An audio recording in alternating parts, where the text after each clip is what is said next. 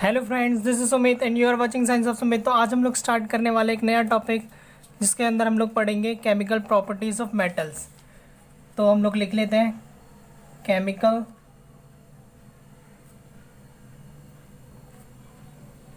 Properties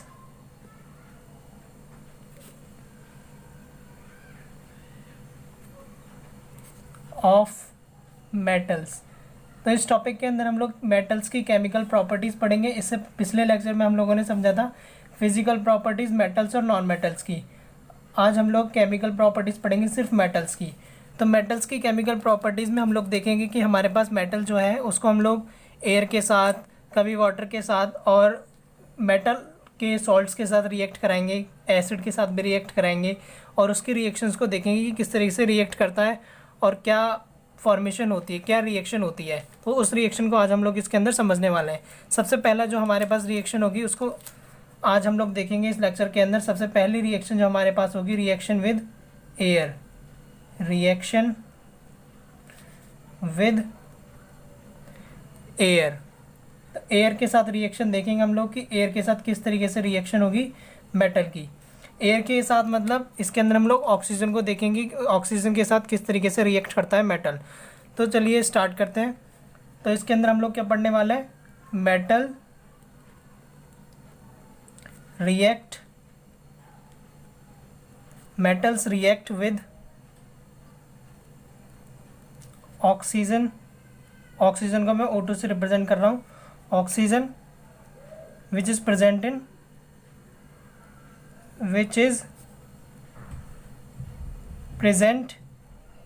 present को मैंने थोड़ा शॉर्ट में लिख दिया है, प्रेजेंट इन, बस आप एग्जाम में ऐसा मत लिखना, प्रेजेंट इन एयर। तो जो एयर के अंदर ऑक्सीजन प्रेजेंट होगी उस ऑक्सीजन के साथ रिएक्ट करेगी मेटल। तो मेटल इसके अंदर रिएक्ट करने वाला है ऑक्सीजन के साथ जो कि एयर के अंदर प्रेजेंट होगी। मेटल रिएक्ट करेगा ऑक्सीजन के साथ। तो इसकी एक जनरल इक्वेशन जो हम लोगों को मिलेगी, उस जनरल इक्वेशन को हम लोग लिख लेते हैं कि क्या हमारे पास जनरल इक्वेशन होगी, उसी की बेस पे सारी रिएक्शंस होने वाली है। तो वो जनरल इक्वेशन है, मेटल है हमारे पास, मेटल कंबाइन होगी ऑक्सीजन के साथ और ऑक्सीजन के साथ कंबाइन होकर ये बनाएगा मेटल ऑक्साइड। Metal oxide. तो ये एक जनरल इक्वेशन होगी जिसके बेस पे पूरी की पूरी रिएक्शन होगी। तो ये जनरल इक्वेशन आपको याद रखनी पड़ेगी। अभी हम लोग इसको समझ लेते हैं कि इसके अंदर क्या हुआ है। तो इस जनरल इक्वेशन में आप लोग देखेंगे कि मेटल लिया, कोई भी मेटल हो सकता है, कॉपर हो सकता है, एल्यूमिनियम हो सकता है, सिल्वर हो सकता है, गोल्ड हो सकता है, मैग्नीशियम हो सकता है, कोई भी मेटल हो सकता है। वो ऑक्सीजन के साथ रिएक्ट करेगा। ऑक्सीजन के साथ कंबाइन होने के बाद वो एक प्रोडक्ट बनाएगा, वो प्रोडक्ट होगा मेटल ऑक्साइड। मेटल और ऑक्सीजन इधर रिएक्टेंट है और जो मेटल ऑक्साइड हम लोगों को मिलेगा वो प्रोडक्ट है।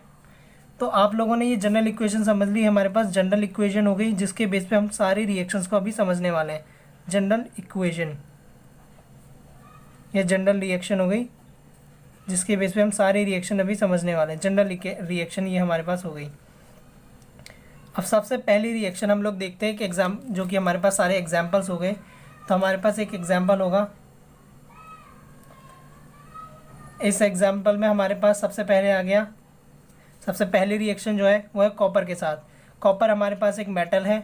मैंने इस कॉपर को ऑक्सीजन के साथ कंबाइन कर दिया। देखो ऑक्सीजन हमेशा O2 फॉर्म में ही प्रेजेंट होता है एयर के अंदर, और कॉपर को ऑक्सीजन के साथ कंबाइन करने पे हमें मिलेगा कॉपर ऑक्साइड, CuO। देखो मेटल का ऑक्साइड मिलेगा तो हम लोग को नाम भी उसी तरीके से है। मेटल हमारे पास कॉपर, ऑक्सीजन के साथ कंबाइन किया, कौन सा ऑक्साइड बनेगा, मेटल ऑक्साइड। मेटल कौन सा था, कॉपर, तो ऑक्साइड का नाम क्या हो गया, copper oxide. Copper oxide, simple. अभी इक्वेशन हमारे पास जो है वो बैलेंस नहीं है, तो बैलेंसिंग कैसे करते हैं इसका वीडियो आपको आई बटन पे मिल जाएगा, इसको आप देख सकते हैं। और बैलेंसिंग किस तरीके से करते हैं किसी भी रिएक्शन के, आप उसको समझ सकते हैं और उसको कर सकते हैं। तो कॉपर ऑक्साइड बनेगा। कॉपर ऑक्साइड को इसको बैलेंस कर लेते हैं। तो देखो यहाँ पर 2 ऑक्सीजन है, मैं एक रिएक्शन आपको बैलेंस करके दिखा देता हूँ, बाकी आपको इस वीडियो में देखना पड़ेगा। तो ये 2 ऑक्सीजन हो गए हमारे पास। अगर यहाँ 2 ऑक्सीजन है तो इधर भी 2 ऑक्सीजन होने चाहिए, तो इसलिए हम लोग यहाँ पे 2 लगा सकते हैं। तो इधर हम लोगों ने 2 लगा दिया, लेकिन अभी गड़बड़ी हो गई कि ऑक्सीजन तो 2 इधर भी है, ऑक्सीजन 2 इधर भी है, ठीक है, लेकिन कॉपर इधर 2 हो गए। प्रोडक्ट साइड पर, रिएक्टेंट साइड पर कॉपर सिर्फ 1 है, तो कॉपर के आगे भी हम लोगों को 2 लगाना पड़ेगा। 2 से मल्टीप्लाई करनी पड़ेगी, कोफिशिएंट लगाना पड़ेगा। अब हमारी ये रिएक्शन बैलेंस होगी, 2 कॉपर हो गए, 2 ऑक्सीजन, 2 कॉपर 2 ऑक्सीजन, तो ये रिएक्शन बैलेंस्ड है, तो यहाँ पर कॉपर ऑक्साइड बन गया। सेकंड एग्जांपल जो हमारे पास है वो हमारे पास हो गया एल्यूमिनियम का। मान लेते हैं एल्यूमिनियम हमारे पास एक मेटल है, ऑक्सीजन के साथ कंबाइन करता है, कौन सा ऑक्साइड बनाएगा, एल्यूमिनियम ऑक्साइड, ठीक है एकदम। तो एल्यूमिनियम ऑक्साइड, लेकिन ये एल्यूमिनियम ऑक्साइड AlO नहीं लिखा जाएगा, इसका जो एल्यूमिनियम ऑक्साइड बनता है वो Al2O3 बनता है, Al2O3। अभी ये जो इक्वेशन है हमारे पास ये भी बैलेंस नहीं है, इसकी बैलेंसिंग के लिए यहाँ पे 4 आएगा और इसकी बैलेंसिंग के लिए यहाँ पे 2 आ जाएगा। अभी ये बैलेंस्ड है, ये हमारे पास एल्यूमिनियम ऑक्साइड हो गया। तीसरा एग्जाम्पल जो हमारे पास है इसका वो है हमारे पास मैग्नीशियम आया, ऑक्सीजन के साथ कंबाइन किया और इसने बना दिया मैग्नीशियम ऑक्साइड। इसकी बैलेंसिंग की बात करें तो ये इक्वेशन अब बैलेंस्ड हो जाएगी, ये इक्वेशन बैलेंस्ड है, तो यह मैग्नीशियम ऑक्साइड बन गया। अब फ्रेंड्स इसके अंदर समझते हैं कि ये हुआ क्यों। देखो मेटल के साथ जब भी ऑक्सीजन को कंबाइन करेंगे तो वो एक ऑक्साइड बनाएगा, वो होगा मेटल ऑक्साइड। ये सारी रिएक्शन हम लोगों ने इसी जनरल रिएक्शन के बेस पर देखी और एक बहुत ईजिली तरीके से समझ गए। अभी क्वेश्चन ये है कि क्या ये जो भी मेटल्स हैं सब एक साथ ऑक्सीजन के मतलब एक ही एफिनिटी होती है सबके साथ ऑक्सीजन के साथ रिएक्ट करने के लिए।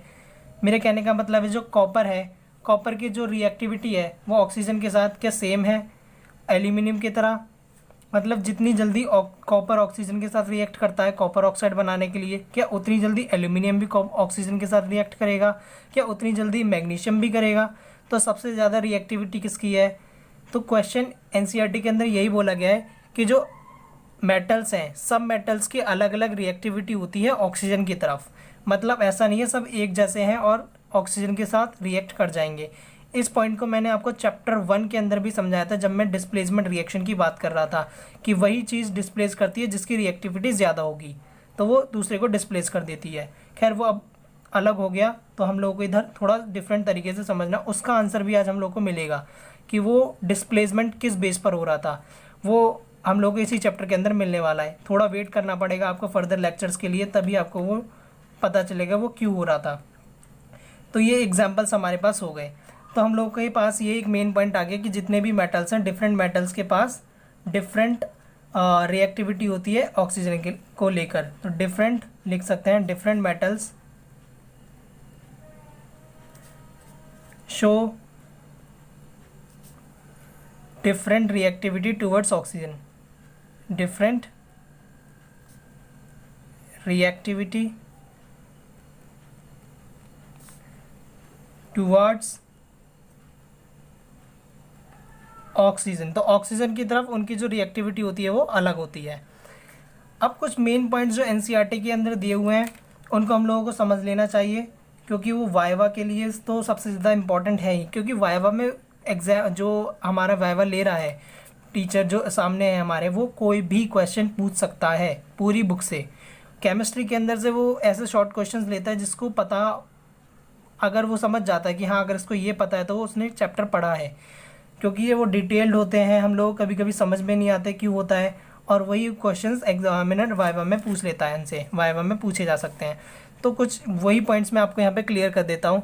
सबसे पहला क्वेश्चन जो जो वाइवा में भी पूछा जा सकता है या पेपर में भी आ सकता है, आपके एग्जाम पेपर में 1 मार्क के लिए इंपॉर्टेंट क्वेश्चन है कि सोडियम और पोटेशियम जो है उनको उसको कैरोसिन में क्यों इमर्स करके रखते हैं, मतलब कैरोसिन में डाल के क्यों रखते हैं, डुबा के क्यों रखते हैं। तो ये क्वेश्चन पूछा जाता है क्योंकि सोडियम और पोटेशियम की जो रिएक्टिविटी होती है ऑक्सीजन को लेकर वो बहुत ज़्यादा हाई होती है। उस वजह से अगर उसको खुले में रख दिया जाए, अगर उसको फ्रीली यूँ ही रख दिया जाए तो वो ऑक्सीजन के कांटेक्ट में आएंगे और रिएक्टिविटी शो कर देंगे, जिसकी वजह से बहुत ज़्यादा मतलब एक फायर को कैच कर सकते हैं, आग पकड़ सकते हैं। सोडियम और पोटेशियम बहुत ज़्यादा रिएक्टिविटी होती है इसलिए वो आग पकड़ सकते हैं, इसलिए उनको कैरोसिन में रखा जाता है जिससे वो फायर कैच ना करें। तो ये एग्जामिनर पूछ सकता है आपसे वाइवा के अंदर, तो एक बहुत इंपॉर्टेंट क्वेश्चन है। तो हम लोग लिख लेते हैं इसके बारे में, sodium and potassium react so vigorously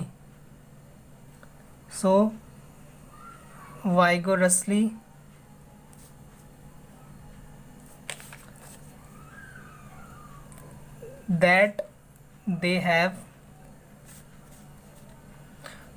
they catch fire, that they catch fire if kept in open. Two, if they kept in open, so they are kept immersed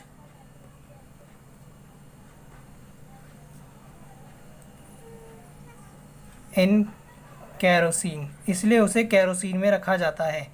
तो अब आपको समझ में आ गया होगा, तो इम्पॉर्टेंट है।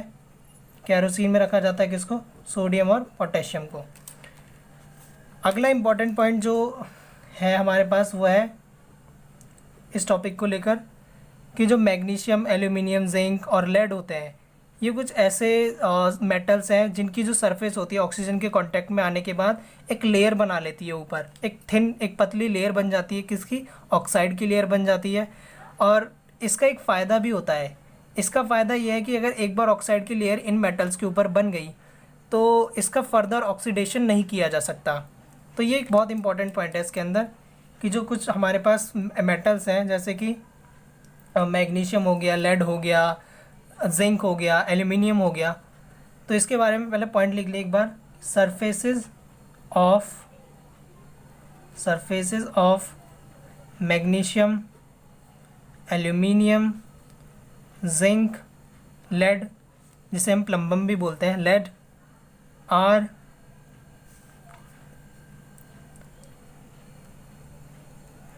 covered with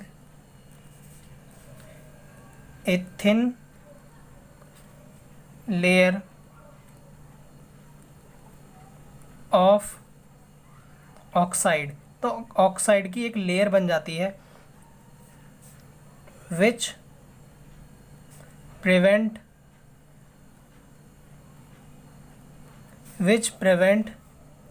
them from further oxidation, जो कि उसको फर्दर ऑक्सीडेशन से बचा देता है। तो इसको एक बार समझ लेते हैं दोबारा से। हमारे पास मैग्नीशियम है, एल्यूमिनियम है, जिंक है, लेड है, ये कुछ ऐसे मेटल्स हैं। इन मेटल्स को अगर ऑक्सीजन के कांटेक्ट में लाएं तो ऑक्सीजन इनके साथ रिएक्ट करेगी और ऑक्सीजन रिएक्ट करने के बाद इनकी सरफेसेस पे एक लेयर बना देगी, एक थिन लेयर बना देगी जो कि ऑक्साइड लेयर होगी। उस ऑक्साइड लेयर का एक फ़ायदा यह है कि उस ऑक्साइड लेयर के बनने के बाद ऑक्सीजन दोबारा अगर कांटेक्ट में आएगी तो उसको और ऑक्सीडेशन, मतलब उसके साथ और रिएक्ट नहीं कर सकती। तो इसका यही फ़ायदा है कि फर्दर ऑक्सीडेशन से बचा लेती है। अब फर्दर ऑक्सीडेशन से बचा ले तो इसमें फ़ायदा क्या हुआ? उसका फ़ायदा यही है कि ये मैग्नीशियम, ये जो हमारे पास मेटल्स हैं, ये ख़राब नहीं होंगे, इतनी जल्दी डैमेज नहीं होंगे, डिस्ट्रॉय नहीं होंगे। तो इसका यही फ़ायदा होता है। अगला पॉइंट जो हमारे पास इसके अंदर इम्पॉर्टेंट है वो है जो कॉपर होता है।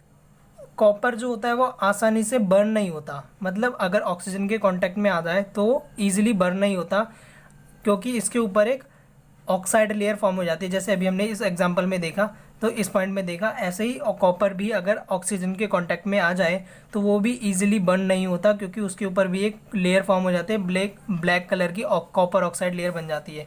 इस रिएक्शन में जो ऑक्साइड बन रहा है ये कॉपर ऑक्साइड है, इसके अंदर एक लेयर बन जाएगी ब्लैक ऑक्साइड लेयर। तो इसके अंदर एक ब्लैक ऑक्साइड लेयर बन जाएगी जिसकी वजह से ये बर्न नहीं होगा, क्योंकि बस ऑक्साइड की लेयर बन जाएगी इसके ऊपर, और अगर फर्दर ऑक्सीडेशन होने को आएगा तो वो नहीं करेगा और आसानी से बर्न नहीं होगा। तो इसको एक सेपरेट लिख लेते हैं। Copper does not burn but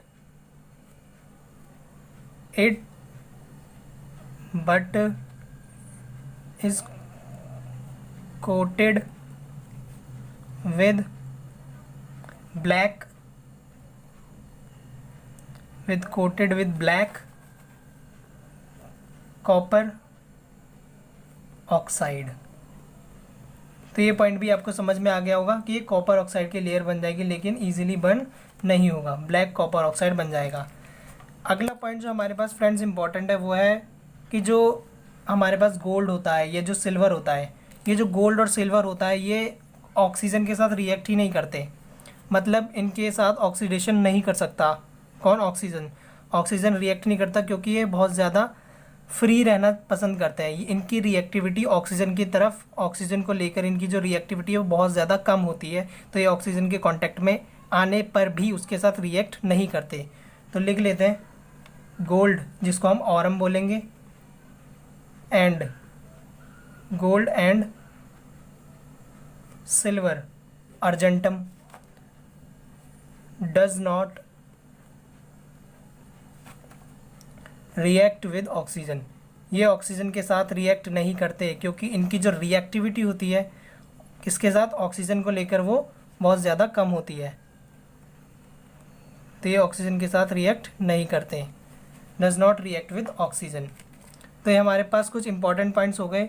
अब हमारे पास एक इम्पॉर्टेंट डेफिनेशन आती है, एक इम्पॉर्टेंट चीज़ पूछी जाती है एग्ज़ाम के अंदर, क्वेश्चन पेपर में आपको मिल जाएगी, प्रीवियस ईयर उठाएंगे तो उसके अंदर पूछा जाता है कि एम्फोटरिक ऑक्साइड्स क्या होते हैं।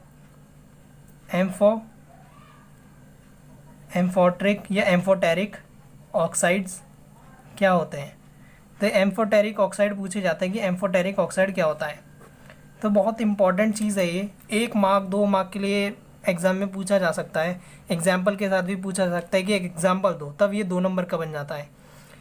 तो इसको ईजिली समझते हैं कि ऐसे ऑक्साइड्स होते हैं, ऐसे मेटल ऑक्साइड, मैं मेटल ऑक्साइड की ही बात कर रहा हूँ इस पूरे टॉपिक के अंदर, तो ऐसे मेटल ऑक्साइड जो एसिड के साथ भी रिएक्ट कर जाएं और बेस के साथ भी रिएक्ट कर जाएं। I repeat again my words, ऐसे ऑक्साइड्स, ऐसे मेटल ऑक्साइड्स जो एसिड के साथ भी रिएक्ट करते हैं और बेस के साथ भी रिएक्ट करते हैं, और रिएक्ट करने के बाद 2 चीज़ें बनाते हैं, एक सॉल्ट और दूसरा water.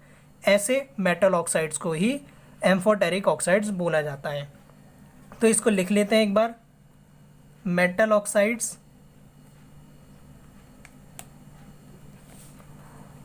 which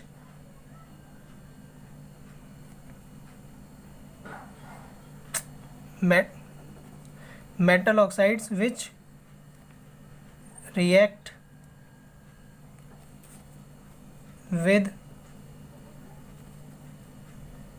both acid as well as base to produce salt and water। Salt and water, ये 2 कंपाउंड मिलेंगे, 2 प्रोडक्ट मिलेंगे रिएक्ट होने के बाद। ऐसे मेटल ऑक्साइड्स को ही बोलते हैं are called amphoteric oxides. Amphoteric oxides, तो ये बहुत ज़्यादा इंपॉर्टेंट है, और सबसे ज़्यादा इम्पॉर्टेंट है इसका एग्जाम्पल, जो कि हम लोग को पता होना चाहिए, क्योंकि इस एग्जाम्पल के बिना तो ये डेफिनेशन बेकार है एक तरह से। अगर आपसे 1 मार्क में भी पूछ रहे हैं तो प्लीज़ प्लीज़ प्लीज़ इसका एग्जाम्पल तब भी लिखना, क्योंकि डेफिनेशन से काम आपका चल जाएगा, लेकिन अगर एग्जाम्पल लिख देंगे तो टीचर को समझ में आ जाएगी कि हाँ आपको पता है इसके बारे में। तो इसका एग्जाम्पल है हमारे पास Al2O3, एल्यूमिनियम ऑक्साइड है। एल्यूमिनियम ऑक्साइड HCl के साथ रिएक्ट करेगा, HCl के साथ रिएक्ट करेगा, और रिएक्ट करने के बाद ये 2 चीज़ें बनाएगा, एक सॉल्ट और एक वाटर, हमको पता है। तो सॉल्ट होगा यहाँ पे AlCl2, ये एक सॉल्ट हो गया, और हमारे पास वाटर आ गया। तो हम लोगों ने एक बार इसको देख लिया, ये एसिड के साथ रिएक्ट कर रहा है, एसिड के साथ किया। अब इसी को मैं Al2O3 को ही मैं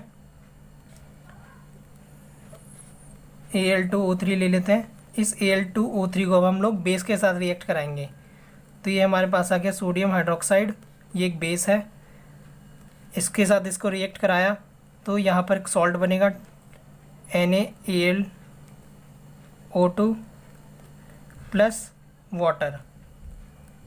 तो आपने अभी अभी देखा कि यहाँ पर एल्यूमिनियम ऑक्साइड को हाइड्रोक्लोरिक एसिड के साथ रिएक्ट कराया तो एल्यूमिनियम क्लोराइड बना और वाटर बना। एल्यूमिनियम क्लोराइड यहाँ पर एक सॉल्ट है और वाटर बन गया। ये दो प्रोडक्ट बनते हैं इन दोनों को रिएक्ट कराने पे। मेटल ऑक्साइड को एसिड के साथ रिएक्ट कराया तो सॉल्ट बना और वाटर बना। ऐसे ही मेटल ऑक्साइड को हम लोगों ने जब बेस सोडियम हाइड्रोक्साइड के साथ रिएक्ट कराया तो यहाँ पे एक सॉल्ट बनता है। इस सॉल्ट का नाम है सोडियम एल्यूमिनेट। तो यहाँ लिख लेते हैं सोडियम एल्यूमिनेट। तो ये एक सॉल्ट बनता है और दूसरा एक वाटर बन जाता है। तो हमारे पास ये था आज का पूरा लेक्चर। आई होप आपको ये वीडियो पसंद आया होगा। तो प्लीज़ चैनल को सब्सक्राइब कीजिए, वीडियो पर लाइक कीजिए और कमेंट कीजिए कोई भी क्वेरी। Thank you.